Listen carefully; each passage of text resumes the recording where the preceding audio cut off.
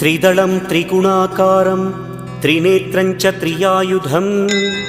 त्रिजन्मपापसंहारम् एकबिल्वं शिवार्पणम् त्रिशाखैः बिल्वपत्रैश्च अच्छिद्रैः कोमलैः शुभैः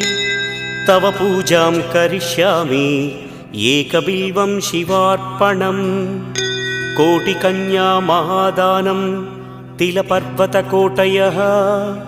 काञ्चनं शैलदानेन एकबिल्वं शिवार्पणम्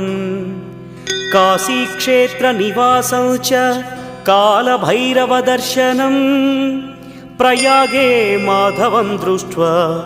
एकबिल्वं शिवार्पणम् इन्दुवारे व्रतं स्थित्वा निराहारो महेश्वर